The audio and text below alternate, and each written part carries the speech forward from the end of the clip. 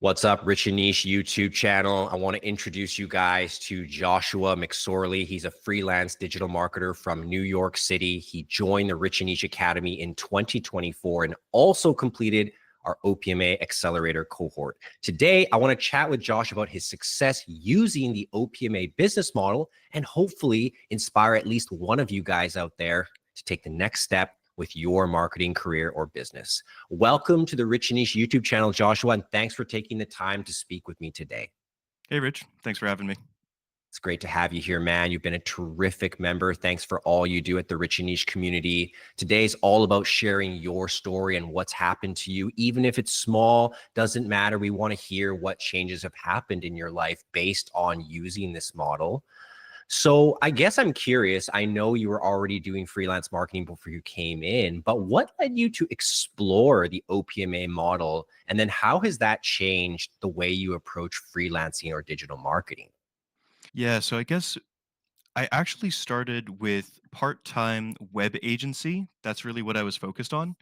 And what sparked the interest was the decision to go full-time into freelance marketing or into the freelance business model. I did run into an issue where I was working on project-based pricing. And so all of my projects would be about a 3-month span, and then I would never see that customer again. And I knew that I wanted to switch things up. I knew that I had a lot more to offer in terms of the services that I could provide, from webinar production, website design, website development, of course, but also lead generation development and some additional services, right? Social media management, social media marketing, things of this nature. But I wasn't sure how I was going to package that. I didn't even know how to position myself in the market.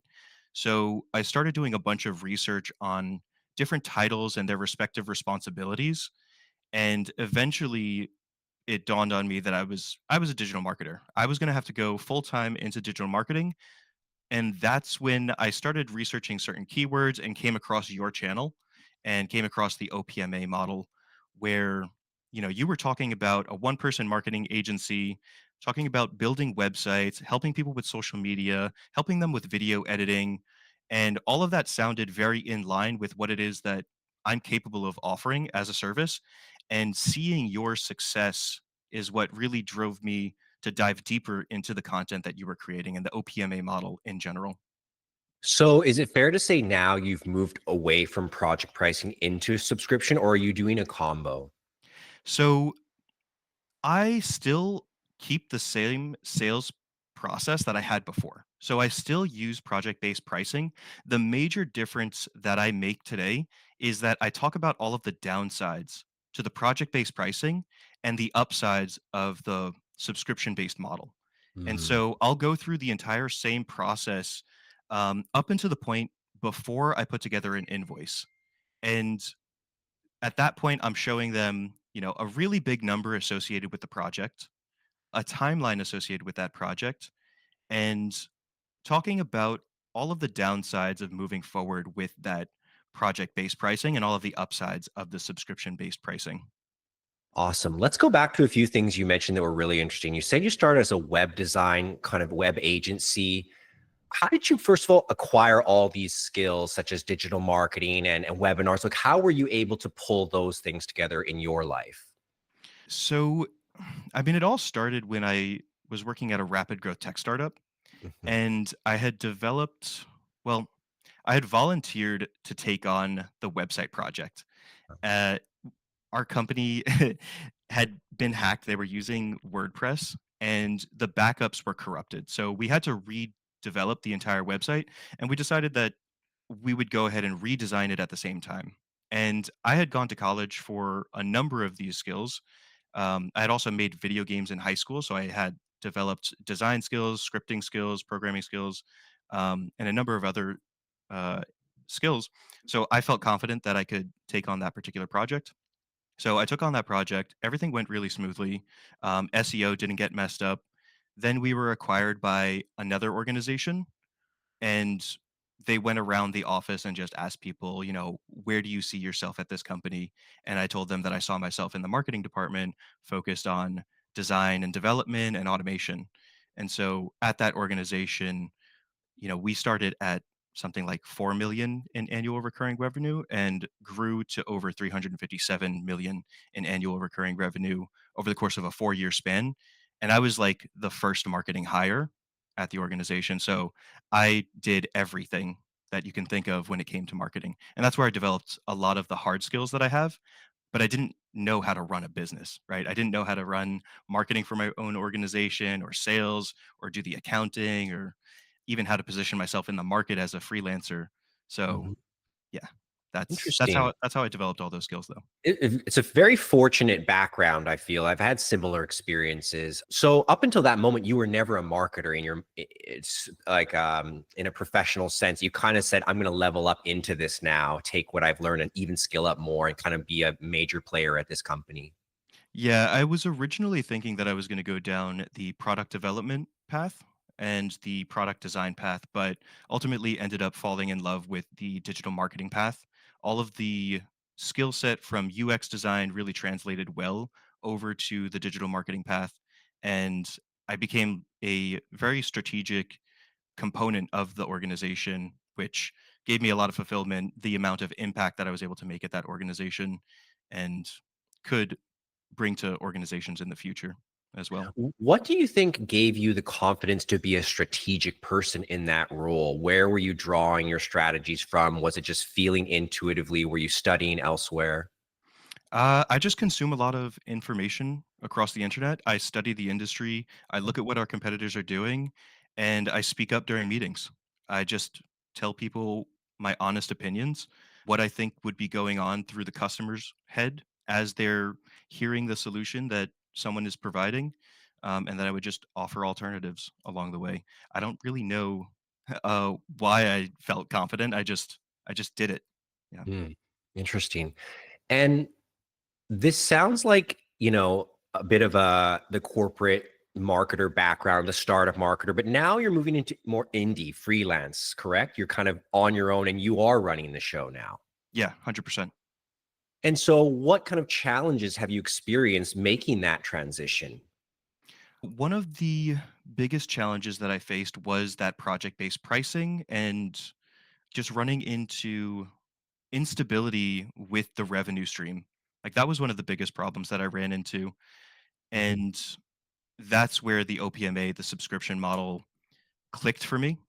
mhm, Prior to that, I was inspired by some of the other developments in the design industry, the recent popularity of the subscription model within the design industry, mhm. but I knew that I wasn't like the best. I'm not the best designer, I'm good, but I also can offer a wide range of other services. So, yeah, sorry, I lost the question. No, it's great. It's just Yeah. talking about, going from that structured business world on your own, having to have more responsibility. And you were mentioning the difficulty of the revenue. And that was the same thing for me. And when I was maybe 8 to 10 years ago, I remember sitting in the kitchen with my dad, and he's just saying, you got to get repeat business. And over the years, I've had that idea kind of compounded. So for me, like I started out the gate with the subscription as soon as possible. And I don't know who else was doing it back then, but this idea that you could combine websites, some social content, and if you're good enough doing some ads, these three things seem so powerful. Is that something what you found in the OPMA so far? What areas are people asking you for your marketing skills in? Is it funnels, websites? Is it more the content? What have you experienced so far? From my experience, it usually starts with the website. Right. So people want to either redesign their existing website or they want to update some of the content, but they've broken the website in the past with some of the changes that they've made. Right. Some other areas of interest for people are the automation aspect, getting all of the leads into their customer relationship manager, making sure that emails are getting sent out properly. Sometimes you put in information into a website and it doesn't make it over to the customer relationship manager. So I've been fixing things like that. So I come in and I communicate that as like marketing technician work and fixing the automation, fixing the leaky holes as they say. So that's another service that I provide.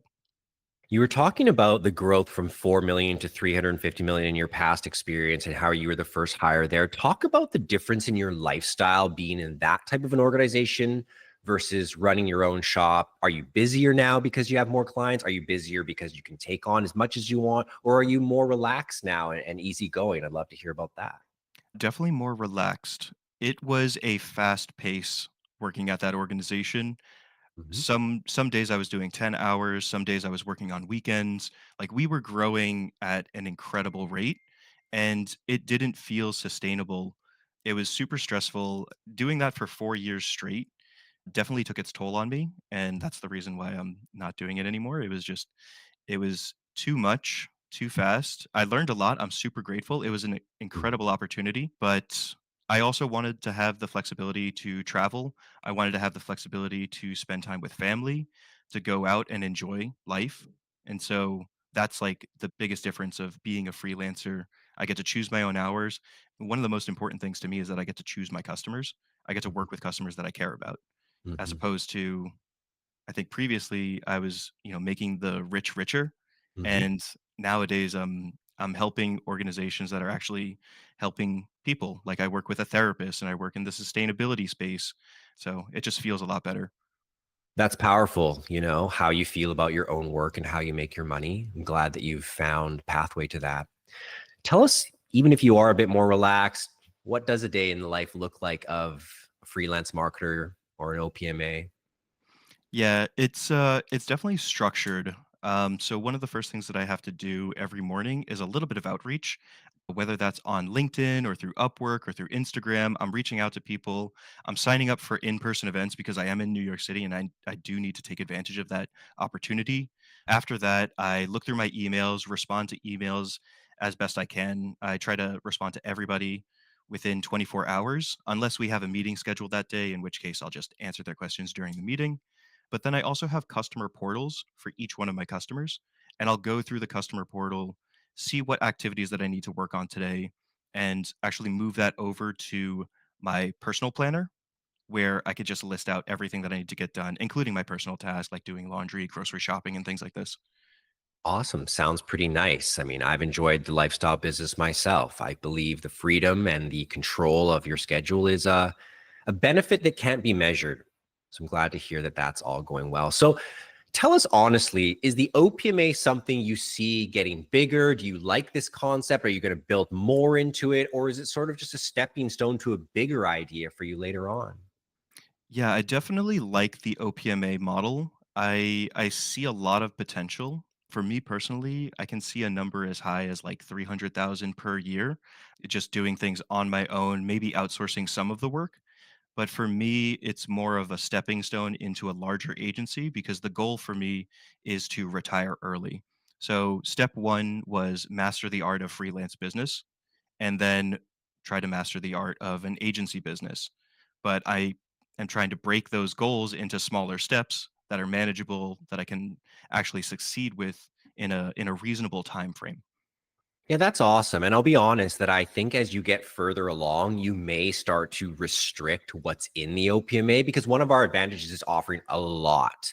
And that's what keeps people retained in the subscription. But as you grow, people often want more specific things, you know, that's pretty common. But what I was thinking is that the power of the OPMA for someone like yourself is to taste the different services as many times as possible so you can learn where profitability lies, where training is difficult, where consistency is tough. So have you found that the OPMA does give you a good sense of what's going on in the industry rather than being like pigeonholed into just one little aspect? Yeah, it's definitely giving me also a really strong sense of what I'm good at, what I'm what Yes. doesn't require a lot of thinking for me, Yes. but also just what is the industry actually looking for. I remember, Right. when you're theorizing and when you're fantasizing about becoming a digital marketer, you have all of these ideas about what people need, but then you get in there and they're like, "Oh, we need you to run a report." And it's like, "Okay, I can run your report, not a problem." But you don't think about that as you're going through the digital marketing sort of fantasy as you're about to walk into the industry before actually getting your feet wet. Yeah, it's the marketing technician stuff that I sort of excel at. Mhm. The marketing design work that I excel at. And I'm already recognizing that some of the creative work, I'm probably gonna need to outsource that just because for me personally, it's more time consuming. I'm more analytically minded, so I can work through automations relatively quickly, but sitting down and putting together 5 versions of the same thing for me is very time consuming. So, yeah. Absolutely. I hear you on that. No, I think it's so great that how the OPMA allows such flexibility, and yet that's what people want. It's not a deterrent. And I think that when you are ready to move into something bigger, having a team and you want really structured SOPs and stuff, you'll just have such clarity around what's not going to fit. And that will define your true niche at the end of the day, you know? So I think you're on the right track. Sounds like you've made progress. Why don't you share with some of the people who might be on the edge, maybe just starting out? What are some maybe light bulb moments or key ideas you came up with along the way that you'd want to pass on that were really impactful for, let's just say, getting clients and keeping them happy? Like, what do you focus on? When it comes to making sure that customers are happy, I think a light bulb moment for me was doing more than what you think you need to do, doubling it. I think doubling it was a big thing for me. When I feel like I'm 100% done, I give it a day and I try to double it. And Solid. that's usually when I do my best work. When I get Mhm, that second set of fresh eyes on it. mhm. And yeah, I tend to find that the customers are happier when I go through that process. So that would be one light bulb moment. Um, as far as another light bulb moment, when thinking about going into freelance, it's super important to advocate for yourself. Having a really strong background story, elevator pitch, it just leads to more conversations, and better sales conversion rates. So that's another huge one is just advocating for yourself, really believing in your capabilities and putting in a ton of work, like just the reps, the practice, right? So that you can advocate for yourself. Great one. Love it. And is there any other advice you'd want to give to someone who's just starting out as a freelance marketer, maybe feeling a bit overwhelmed, not sure where to start? Any thoughts there? Yeah, definitely. I think overwhelm is part of the process and you're not alone. So, I mean, I know with the OPMA community, if you're in the OPMA community, then definitely ask for our opinions. Like, is this something worth being overwhelmed with? Or if you're unsure about something, just ask for clarity. That's what the communities are for. So it's normal to feel overwhelmed, one, and two, you're not alone. So don't bottle it up inside. Like, ask questions, ask for help. That's what the communities are for. That's what mentors are for. That's what coaches are for. Like, you can hire people to help you. And then the second thing I would say about that is it's it's very common. There's a name for it. It's the valley of despair, right? And that can usually go one of two ways. You can either give up and try something new and end up in a new valley of despair, or you can double down and you can try to learn what this roadblock is that's in your way so that you don't feel so unsure next time you come across that same problem and you're not so overwhelmed next time you come across that same problem because you persevered and you double down on your learning and your practice and your effort to get out of that valley of despair. Yeah, I've noticed you give some great advice to different people in that understanding of skilling up. That's very powerful, that knowledge you share. Even though you probably know that many people have shared that to some degree, it's still hidden for most people. The idea of skilling up is not always clear for everyone and how it looks and feels. Hey, I wanted to go back onto one thing you said about clients liking that you double down or put the extra effort in. I wondered if you've had this experience that I've had. It's that when I go to my clients, I almost get it right the first time every time, like quite often, because there's some level of thinking that's going into it. I'm reading the situation. I understand what they're looking for, their goals. Would you say you found that, or do you get a lot of revisions on the things you're working on? I used to get a lot of revisions. When I was in corporate, I got a lot of revisions and then I skilled up and then I learned a lot. And I understood that what I thought was the solution wasn't what they were communicating that they wanted. So I actually learned to not just provide what I think the solution is, but always provide what they think the solution is as well. This gives people a sense of, you know, that's the thing I said I wanted. Thank you for sending that over. And then I follow that up with, here's what I think would be better. Mm-hmm. And they see the comparison and then they recognize, oh, that actually is better. I like your idea more now. So I think I would run into a lot of, maybe it wasn't revisions, but a lot of conflict Mm-hmm. in the process because I wasn't showing them what I was thinking and they hadn't seen what they were thinking. So yeah, not so much during the revision process, but during the communication process, I think was more of a challenge for me. Mm-hmm. Um, yeah, during the revision process, I mean, there's always some revisions for me, I think.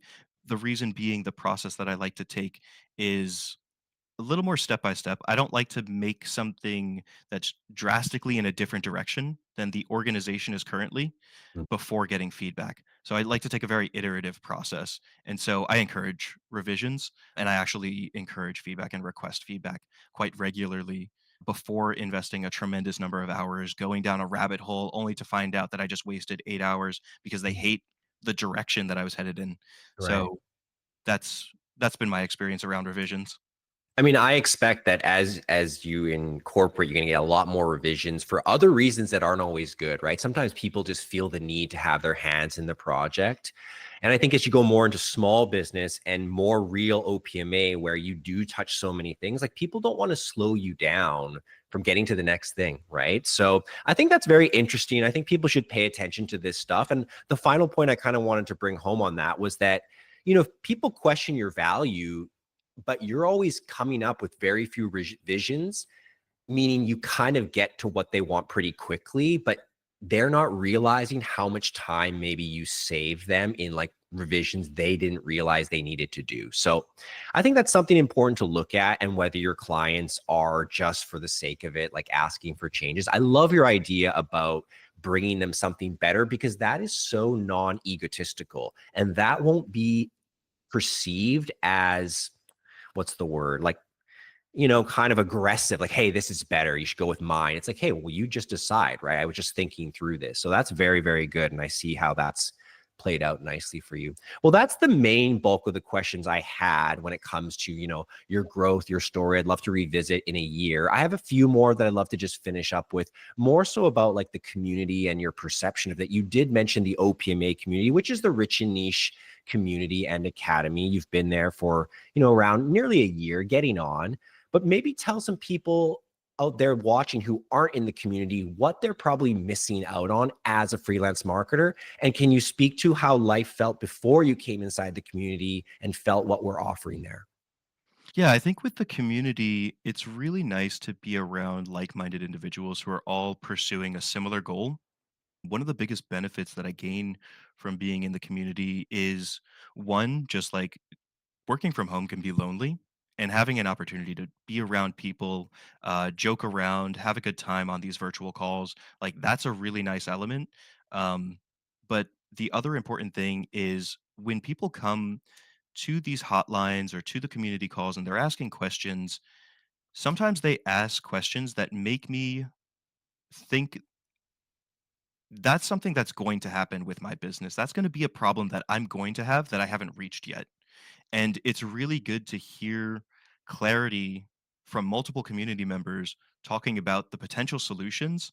And then even hearing from the person who had the original problem come back in a week, 2 weeks, showcasing the results of their solution, right?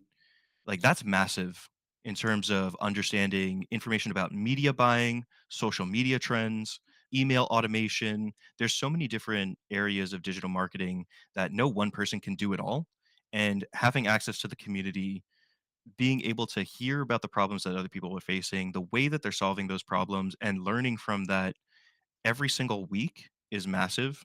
I think the other thing with the community is knowing that you can lean on the community. Having the confidence to offer a service, even if you've never done that service, is massive, right? Like I can offer media buying, even though I'm not an expert in media buying, because I can tap into the media buyers in the community. I can offer social media marketing as a service, even though I'm not necessarily an expert on it, because I know people in the community who are experts in that.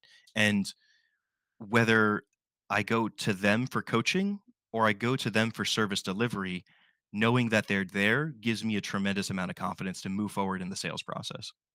Yeah, that's powerful, isn't it? That's a hard thing for people to maybe wrap their heads around. But we've got a community of freelance digital marketers who can essentially work for each other if they had to. And, certainly that's happened in the past. And I actually started this business to find the best people because I found it's hard to find people who are good at working remotely, who are skilled up. So that's one of the superpowers of the community is accessing the right people. And that really bolsters the OPMA model. Let's finish it up with this. I don't like to get into money too much. I'm not building this money on fancy screenshots or outrageous promises. I mean, I've certainly made money as a freelance marketer. I'm pleased with things. I see it as a growing industry. I'll just ask you simply this. Once you started doing the OPMA model, did it help you make more money or improve the way you were making money? It brought a lot of stability into the monthly recurring revenue, and it made it a lot easier that I was able to maintain the existing customers for longer, right? My customer lifetime value went up dramatically, probably by double. I'm hoping to triple that in Q1. Yeah. Um, but yeah, it's definitely increased the stability and the lifetime value of my customers for sure. That's awesome. Yeah, I don't claim OPMA is the fastest way to mega riches. It is the best way to escape something you don't like, that you can do it relatively quickly, that you could do it from anywhere. It's a powerful stepping stone. It can be a lifelong endeavor. It can clearly open you up to opportunities. It can get you indoors. It's a very powerful model that more people need to read my book, check it out, see what's going on. Follow more of these OPMA freelance marketers like Josh here. Where can people follow up with you, Josh, if they want to ask you a question, follow you on social media? Where are you mostly hanging out these days? I'm mostly active on LinkedIn. So you can find me, I think, at JJ McSorley on LinkedIn, but you could just type in my full name, Joshua McSorley, on LinkedIn. You can also find my website at mymaverickmarketer.com. So, yeah, Well, I appreciate it, Josh. I'll give you one chance to say anything else that you want, anything you've been thinking about, whether it's to me, the community, anyone out there, your final thoughts. final thoughts. I had something around light bulb moments, around the OPMA specifically, that I thought would be useful for people who first sign up for the OPMA. Mm. When I was going through your accelerator, something that you said resonated with me around creating like your own flavor of the OPMA, right? Based on your current skill sets, based on what it is that you're interested in. And I think something that I would say to people is figure out what skills you don't need to learn and just throw those right into the OPMA. Throw that and then focus on like any skills you want to learn and that are perceived as high value. That was a pretty massive light bulb moment for me, is just understanding I could tap into the skills that I already have and I don't necessarily have to learn new skills in order to start the OPMA. I could leverage very simple skills like copywriting and graphic design to start. Yes, it's so wonderful that those of us who grew up on the internet a lot, who've learned to write a social post, who've learned to make a picture or a video, who've learned to set up our own website, suddenly it's the combination of those things that is very powerful for business owners who want a one-stop shop. That's a shifting industry trend that people don't want to pay expensive agencies. We're in a flatter economic market. There's more small businesses than ever. They can't afford those agencies. So suddenly, the guy or the girl who's made 3 websites and posted on social media for 3 years can start making $2, 3, 4, $5,000 a month by serving businesses to do the same thing for them. And like you were saying, you don't have to have all the skills. That's what's so beautiful about it. Just like every buffet does not serve the same thing, but they still have a wide variety and you'll probably get something similar. And like you said, you can outsource, you can get partners. There's so many solutions. And I think like I just like to say that, the hardest thing that you see online and people starting agencies, how do you get clients? That's like always the question people want to know. And how do you keep them, even if you can get them? I think we have something that solves that here. And I think that's what's really important is that you may now be able to sell something that you couldn't sell before because it was more complicated, more expensive, or more specific. And that's the thing is like you bring in all these people and maybe they only want one thing, And so if you sell social media and they want a website, well, I got to disqualify you. Is there a solution to that? And I think the freelancer may have that for the time being. And what do you think about AI? Let's do a quick few minutes on AI. Do you see AI as harmful to you? Do you feel like you can utilize AI as an OPMA? What are your thoughts on that? I mean, I'm utilizing AI every single hour of every single day. It's honestly empowered me to have the confidence that I have going out into the market, offering some of the services because I can respond so much faster to emails. I can do competitive analysis so much faster. I can offer consulting services at a speed that I was never able to offer them before. What used to take a week now takes 2 hours. Right. So it's for me, it's been hugely empowering. But I think this idea of like less is more has never been truer. And it's growing at such a rapid rate.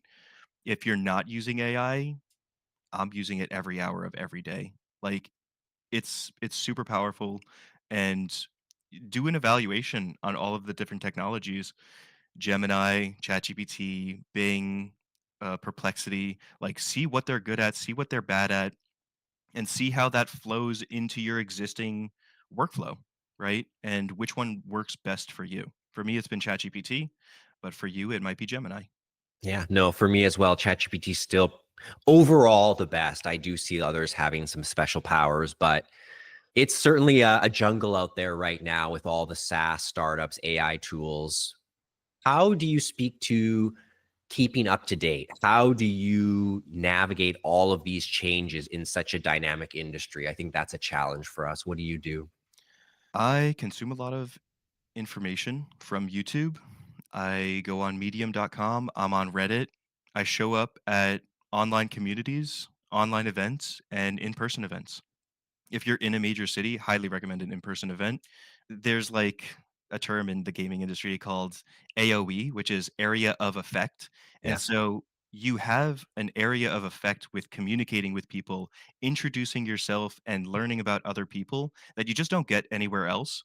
You can be in a group of 5 people and you can find the person who's actually good with AI and you can start probing questions and you can start asking what problems they're facing and then you can research a solution and you can get back to them with that solution that you came up with. So that's sort of like how I keep up to date with a lot of the things that are Sounds going on. like you're highly engaged, both analog, digital. You're all in on digital marketing. Are you distracted by anything else, or do you stay pretty laser focused on just this right now? Video games. I play video games. What kind of video games do you like? um I mean, this has been a great month for video games. Marvel Rivals just came out, and Path of Exile 2 just came out. So I've been Nice. playing both of those. I Yeah, see. Yeah. Is especially that December. PlayStation or? They're on everything. Yeah. Uh-huh. I So I'm playing on PC. Sick. Well, I only play one video game and it's called StarCraft 2. It's RTS. I believe it forms the mind and helps you make decisions fast. I think video games are really in alignment with marketing. If you can balance them, it's the right mindset. It's the can't stop mindset. It's the, I'm going to keep building, keep leveling up. It works, but you got to stay balanced. Appreciate your time today, Josh. I think we've only scratched the surface of these interviews. I'm sure we'll have another one in the future. I think we're just getting to know you here at the Rich+Niche channel, and we'll definitely be following up and hopefully even have you on for some tutorials, workshops, who knows. But anyone who's moving this quickly in the freelance world, you got a lot to share because there's millions of people who haven't gotten their first skill, haven't gotten their first client, but are watching, are lurking, learning, trying to figure it out. So we have to help them. That's our mission at Rich+Niche, is to bring good work to everyone so they can enjoy their work, so they can feel empowered, but also a sense of freedom and yet responsibility. Thanks again for being here, Josh. I'm sure everyone will really enjoy this interview. Thanks for having me, Rich.